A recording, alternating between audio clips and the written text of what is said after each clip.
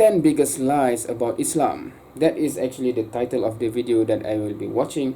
This is by FTD Facts. And without further ado, let's go and watch this video.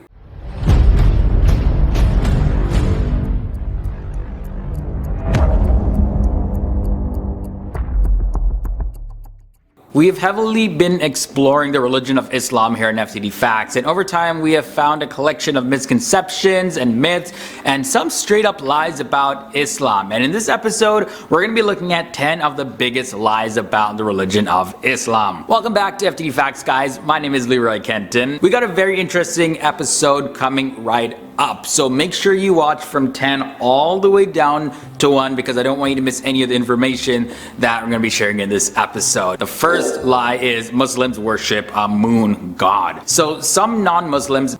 Yeah, so what's up with this?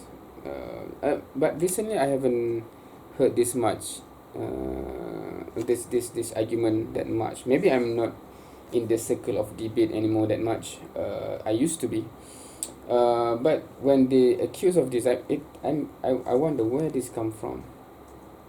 Mistakenly believe that Allah is an Arab god or a moon god or some type of idol. However, Allah is in the Arabic language a proper name for God, and Arabic speaking Christians also use the name Allah for God. Now, one of the main factors of this belief is because one of the first uses of the crescent moon came from the 2nd century BC, where it represented the ancient Mesopotamian moon god Nana, and now today the crescent moon is associated with Islam. So many non-Muslims say, well, look, you worship the moon god. There's even a moon in the symbol of your religion. Next up at number 9, most Muslims are Arabs. Okay, so Islam is often associated with Arab people. But did you know that Arabs make up only 15% of all Muslims? The country with the largest Muslim population is actually Indonesia, and large numbers of Muslims are also found in Asia, Africa, Europe, as well as other parts of the world. Muslims are encouraged to learn Arabic because they believe that the only language that you can really get the full extent of the Quran is in Arabic. Islam oppresses women. Practices like forced marriage, spousal abuse are actually things that contradict Islamic law, and most of the bad treatment towards women actually come from people's own evil natures and their own cultures and their belief, and it's completely separate from the faith of Islam itself. Muslims are extremists. Now, this is a big one. Many Muslim leaders and scholars frequently speak out against all forms of extremism, and they offer different explanations and interpretations of Muslim teachings that have been twisted by others to promote extremism. Muslims believe the entire Quran, taken as a complete text, gives a message of hope as well as peace and faith and good virtues, and any form of extremism cannot be justified under proper interpretation of the Islamic faith. Oh boy! Islam is intolerant of other faiths. Muslims are constantly reminded that they are not the only ones who worship God. Specifically, Jews and Christians are called the people of the book in the Quran, meaning that those are people who also received previous revelations from God and are also can be seen as true worshippers of God. Also in Surah 2 verses 256 in the Quran, it says, "There is no compulsion in religion." And this is interpreted to mean that you cannot force anyone to become a Muslim. You still gotta respect other people's beliefs. Halfway in at number 5, Jihad means holy war. So Jihad in Arabic does not mean holy war. It actually means to strive or to struggle or to persevere. And Jihad can be something that's done personally, or it can also involve a community. So in effect, Jihad really means to become closer to God. And this type of struggle, Jihad, is to ensure that a peaceful and equitable community. So I'm not sure where this is from, because it says there's two type of jihad, the spiritual and the armed struggle, and then there's defense and aggression, right? So not sure where this is, the source is. Interested to know where this is from. Still continues to exist. Of course, self-defense is acceptable to protect yourself and your community from any sort of like dangers. However, any form of offensive aggression is prohibited in Islam. All right, number 4. That's a longer discussion there, but anyway.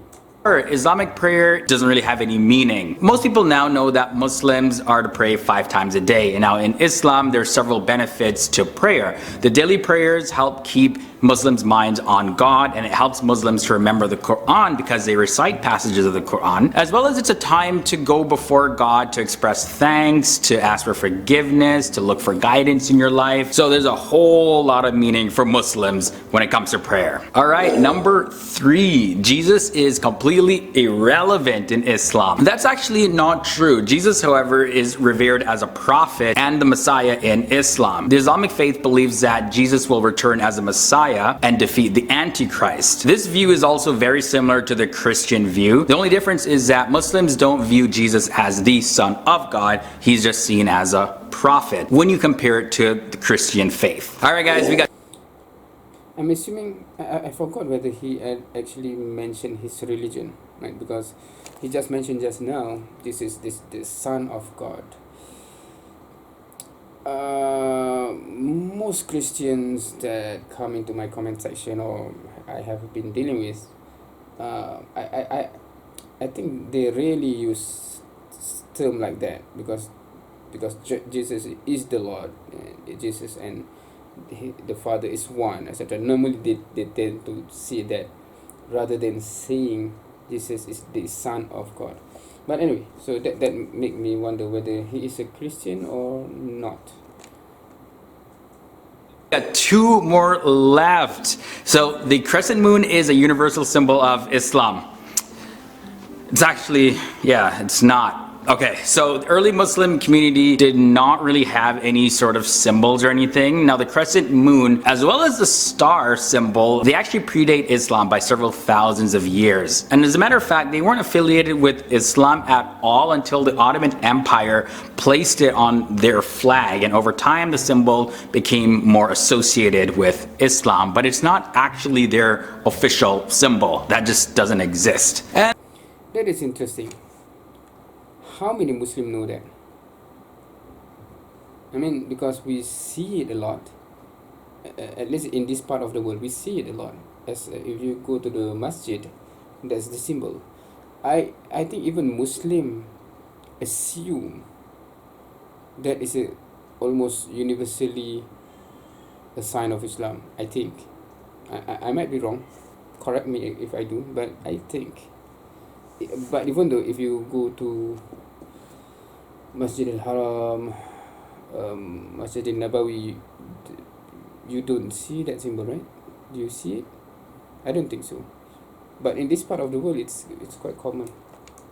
And the number 1 biggest lie, myth, misconception about Islam is that Muhammad is the founder of Islam and Muslims worship him. Muslims believe that Muhammad was God's final prophet and communicated God's final revelation to humanity. Muslims consider Adam, the first man created, to actually be the first Muslim because he was, of course, surrendered to the will of God, and that's what the term Muslim means, one who surrenders to the will of God. Muhammad is held in great esteem, but he's not to be worshipped because worship is only meant to be directed towards God, and it's completely forbidden to worship anyone or anything else. Muslims may, however, celebrate Muhammad's birthday similar to the way that Americans celebrate Martin Luther King Jr. Day. Alright guys, so that's all I have for you in this episode.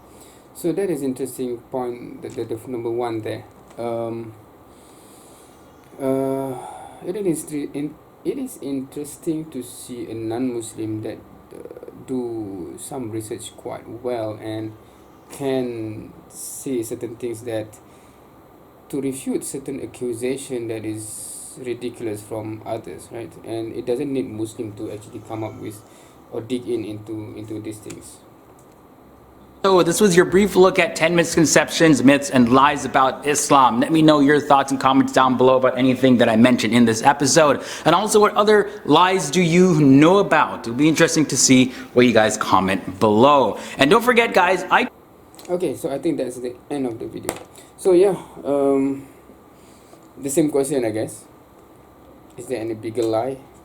But anyway, interesting. I always find this channel to be interesting because they do their research quite well, and that's a good thing.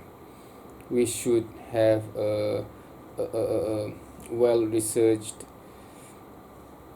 action or activities before coming up against certain things. And because some people that comment and attack Islam, including on my channel, obviously they do not do such a good research, but they think they did. That's the problem. They think they have researched so well that I'm the one who is ignorant. So thank you for watching. See you next time.